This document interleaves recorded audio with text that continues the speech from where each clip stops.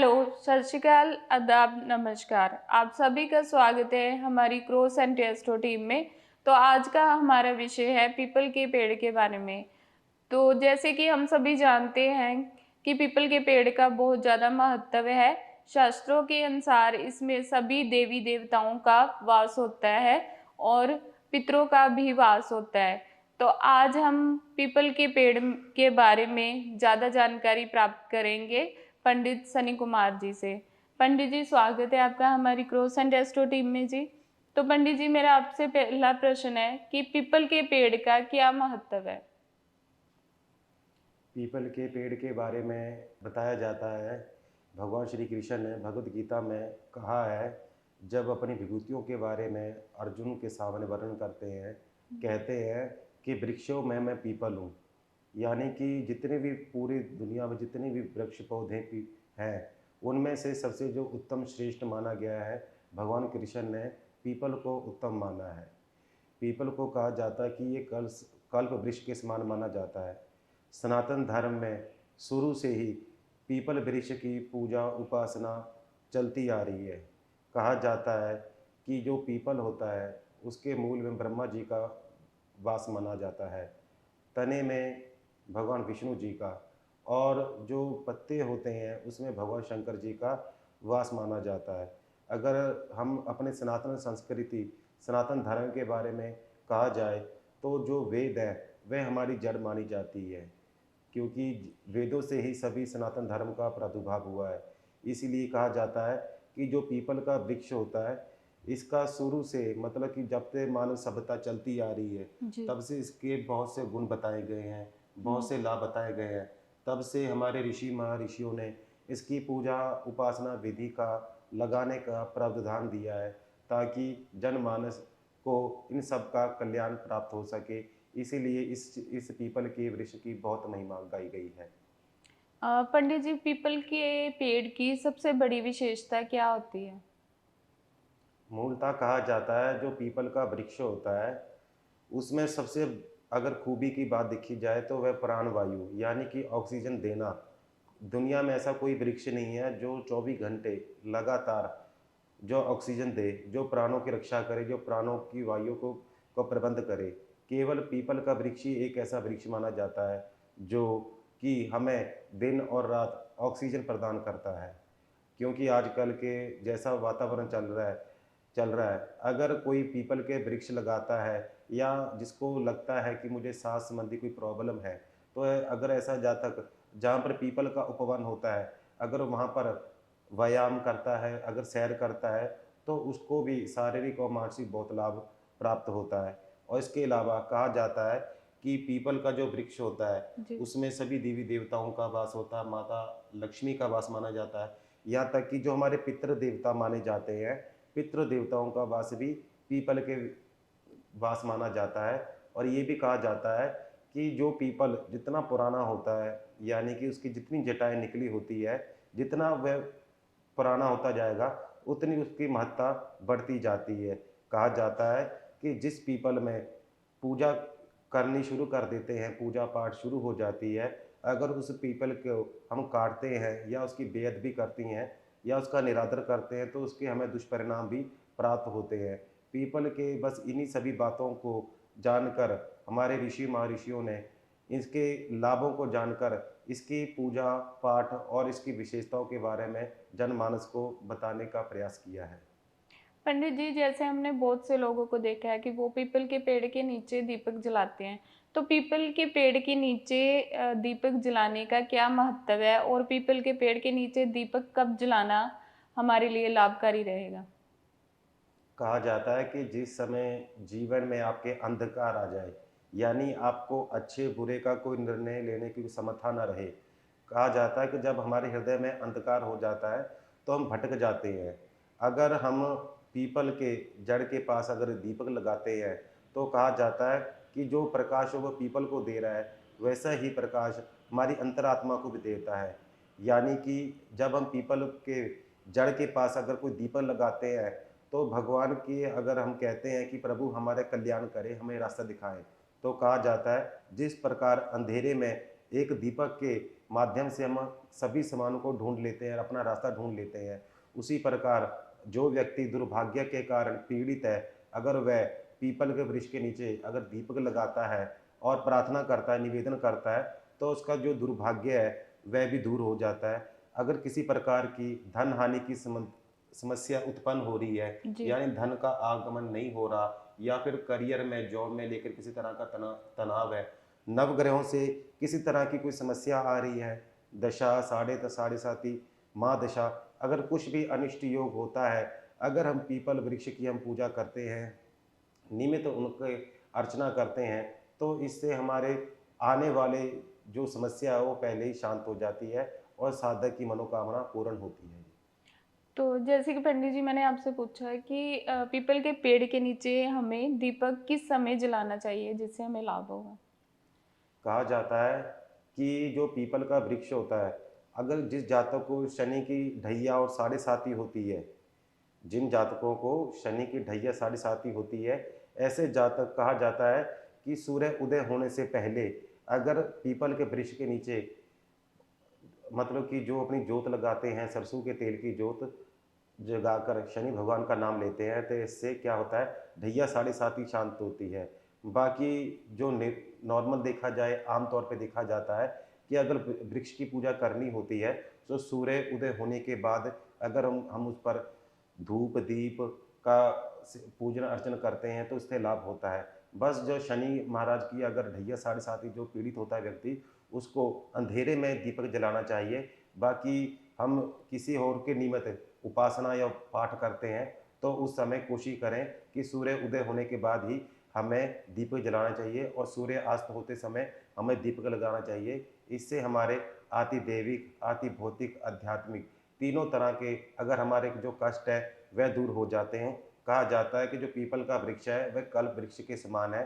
अगर हम उनके सामने कोई मनोकामना कहते हैं तो जी। निश्चित हमारी मनोकामना पूर्ण होती है। शनिवार के दिन पंडित जी हमने बहुत से जातकों को देखा है कि वो पीपल के पेड़ पर जल चढ़ाते हैं। तो शनिवार के दिन पीपल के पेड़ पर हमें जल किस टाइम या किस समय पर चढ़ाना चाहिए? कहा जाता है कि जब भी किसी व्यक्ति पर शनि की ढैया साढ़े साती होती है, ऐसे व्यक्ति को अंधेरे में, यानी कि सूर्य उदय होने से पहले जब आसमान में तारे दिखाई देते हैं, उस समय अगर शनि महाराज को कहा जाता है कि जो उनका वास माना जाता है, शनिवार के दिन पीपल के बीच में उनका वास माना जाता है। और ये भी कहा जाता है कि जो जातक, कोई भी अगर जातक शक्कर वाला जल या चीनी वाला जल शनि महाराज के पेड़ के जो पीपल का वृक्ष है, अगर उसकी जड़ों के नीचे हम डालते हैं तो निश्चित लाभ होता है। और सरसों के तेल का दीपक अगर जलाकर शनि जी। महाराज के 10 नामों का जाप या फिर उनके मंत्र का ओम सम शनिश्चराय नमः, इस मंत्र का जाप करना बहुत लाभकारी माना जाता है। और ठीक उसी प्रकार सूर्यास्त के बाद भी अगर कोई जातक सरसों के तेल का दीपक जलाकर जल अर्पण करता है मीठा, तो शनि संबंधी ढैया साढ़े साती अंतरदशा महादशा या उसकी जन्म कुंडली में किसी प्रकार का कोई भी नकारात्मक दोष होता है शनि संबंधी, तो वह भी शांत हो जाता है और साधक की मनोकामनाएं पूर्ण हो जाती है। इन्हीं कारण से शनि महाराज का जो पूजन है वह पीपल के वृक्ष में विशेष माना जाता है। पंडित जी पीपल के पेड़ की पूजा क्यों की जाती है? ऐसे क्या कारण है जिसके कारण हम पीपल के पेड़ की पूजा करते हैं? कहा जाता है कि कोई भी व्यक्ति बगैर मनोकामना के, बगैर स्वार्थ के कोई भी पूजा पाठ नहीं करता। जब तक हमारे मन के अंदर मनोकामना या हमारी कोई इच्छा ना हो या फिर हमें कोई भय ना हो, तब तक हम कोई पूजा पाठ नहीं करते। और पीपल के वृक्ष के बारे में कहा जाता है, जिन जातकों की शादी में अगर बाधा आती है, बार बार रिश्ते आते हैं, देखकर चले जाते हैं, लड़के और लड़की दोनों के मामले में देखा जाता है कि अगर ऐसे जातकों की शादी में अड़चनें आती हैं, तो अगर ऐसे जातक पीपल वृक्ष की पूजन करते हैं, जल चढ़ाते हैं, धूप दीप अर्चना करते हैं, तो ऐसे जातकों का जो भाग्य में अगर ब्याह का योग नहीं है तो वह बनना शुरू हो जाता है। दूसरा कहा जाता है, जिन जातकों के घर में दाम्पत्य जीवन, यानी कि पति पत्नी में अगर कलह हो, कलेश हो, मनमुटाव हो या तलाक की नौबत आ जाए, तो कहा जाता है कि पीपल वृक्ष के जल चढ़ाने से उसकी परिक्रमा करने से कच्चा सूत अगर लिपेट कर प्रार्थना की जाए तो ग्रहगत जीवन में शांति होती है, सुख मंगलमय रहता है। ये भी कहा जाता है तीसरा उपाय कि जिस घर में बच्चों का सुख नहीं प्राप्त होता जी। या बच्चों का केस खराब हो जाते हैं या किसी ना कारण बच्चों से लाभ नहीं प्राप्त हो पाता, तो ऐसे जातकों के बारे में कहा जाता है कि अगर ऐसे जातक कहीं पर मान लीजिए किसी को संतान का सुख नहीं है, संतान का सुख नहीं मिल पा रहा या किसी को ऐसा दोष है कुंडली में, जैसे ब्राह्मण दोष या किसी प्रकार का माता पिता का कोई दोष, गुरु दोष हो, तो ऐसे जातक क्या कहा जाता है कि अगर अपने आसपास कहीं पर भी पार्क में या कहीं पर भी जहाँ पर जगह अच्छी हो, वहाँ पर अगर वृक्ष का पौधा लगाया जाए तो कहा जाता है कि जिन जातकों के भाग्य में संतान नहीं होती, कहते हैं उन जातकों को संतान का सुख प्राप्त होता है। अगर किसी कुंडली में दोष हो, श्रापित कुंडली हो, अगर वह पीपल का वृक्ष लगाता है, प्रतिदिन उसका जल संचयन करता है, अर्चना करता है, तो उससे भी लाभ होता है।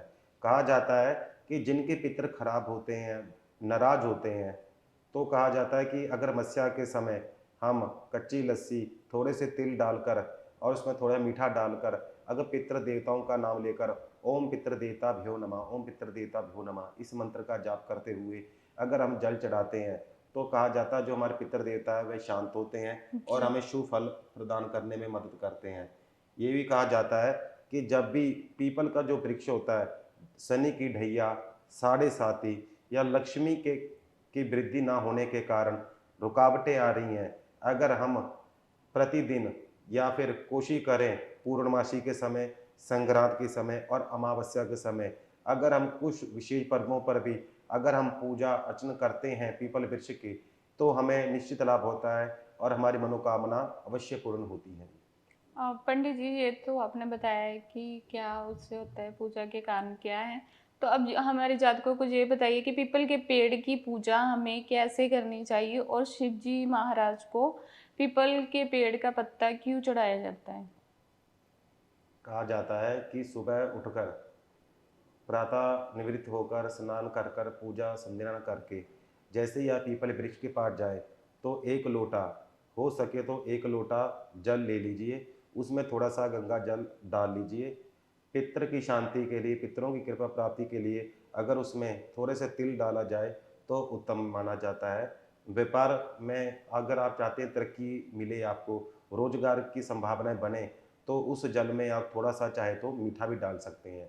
ये इस करने के बाद आपने क्या करना है, जो लोटे में जल है आपने उस पीपल के वृक्ष के नीचे डालना है और ओम परब्रह्मा परमात्मने नमः, ओम परब्रह्मा परमात्मने नमः या फिर ओम नमः शिवाय या ओम भगवते वासुदेवाय, आप अपनी समर्थानुसार, अपनी श्रद्धा अनुसार कोई भी मंत्र का जाप करके अगर परिक्रमा करते हैं, जल चढ़ाकर परिक्रमा करना और उसके बाद जो कच्चा सूत होता है अगर उसको लपेटते हैं अपनी मनोकामनाओं को लेकर, जी। भगवान से निवेदन करते हैं और वहाँ पर धूप और दीप का प्रसाद करते हैं, अगर बाँटते हैं, तो हमको निश्चित लाभ होता है। तो कहा जाता है कि जातक की अगर कोई भी मनोकामना है वह पूर्ण होती है। कहा जाता है कि अगर हम पीपल वृक्ष की पूजा करते हैं तो संकल्प ले लें कि हमने 41 दिन, 11 दिन, 21 दिन अगर लगातार हमने ऐसा संकल्प ले लिया तो क्या होता है, हमारी मनोकामना पूर्ण होती ही होती है। उसमें किसी प्रकार की बाधा अगर आती है तो वह भी दूर हो जाती है। और अभी आपका सवाल दूसरा था कि शंकर जी को पीपल का वृक्ष के पत्ता क्यों अर्पण किया जाता है।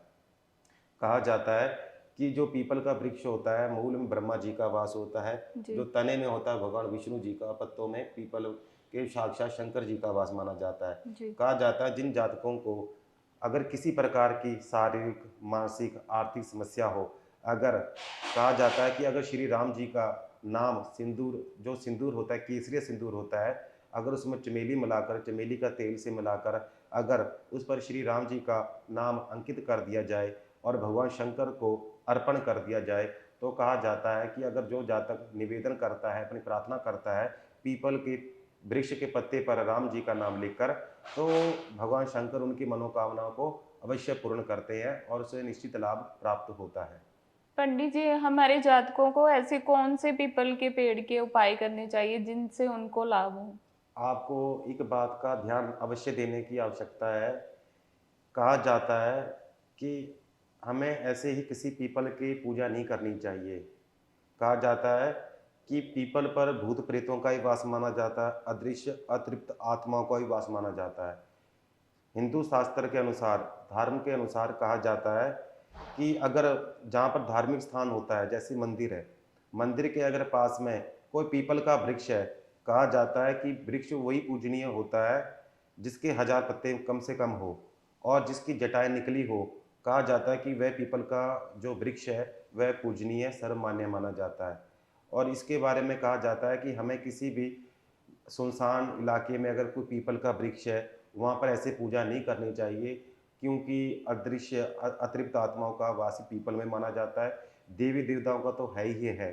जब भी हमें पूजा करनी हो तो कोशिश करें कि पवित्र स्थान पर अगर पीपल हो और जिसके 1000 से ज़्यादा पत्ते हो और जिसकी जटाएं निकली हो, ऐसा पीपल शुभ माना जाता है। जी। जिन जातकों के व्यापार में दिक्कत आ रही हो, हुँ, जिनके पैसे अटक रहे हैं या जिनका काम धंधा बिल्कुल नहीं चल रहा, जी। रोजगार में सफलता प्राप्त नहीं हो रही, अगर ऐसे जातक 7 शनिवार 7 शनिवार शनिवार को शक्कर वाला जल लेकर, अगर शनि महाराज का नाम लेकर पीपल वृक्ष के जड़ों में अगर चढ़ाया जाए, तो कहा जाता है कि ऐसे जातक का अगर किसी प्रकार का आर्थिक हालात जितने भी खराब क्यों ना हो, अगर केवल शनिवार के समय पीपल वृक्ष के नीचे मीठा जल और सरसों के तेल का दीपक जलाते हैं, तो कहा जाता है कि ऐसे जातक को व्यापार में, रोजगार में लाभ प्राप्त होता ही होता है। इसके अलावा दूसरा उपाय ये हो सकता है, जिन जातकों को कहा जाता है नवग्रह पीड़ित कर रहे हैं, नवग्रह के कारण किसी न किसी प्रकार की कोई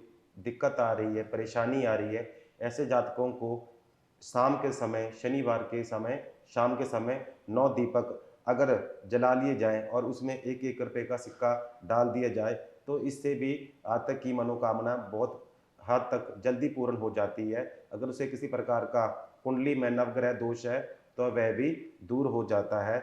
और इसके अलावा तीसरा उपाय एक हो सकता है कि अगर पीपल के पत्ते पर अगर श्री राम जी का नाम लेकर हनुमान जी को अर्पण किया जाए, विदेश यात्रा के लिए निवेदन किया जाए या फिर अपने भूमि वाहन के लिए निवेदन किया जाए, तो जातक की जो मनोकामना जल्दी पूर्ण होती है, भूमि वाहन का सुख में जल्दी प्राप्त हो पाता है।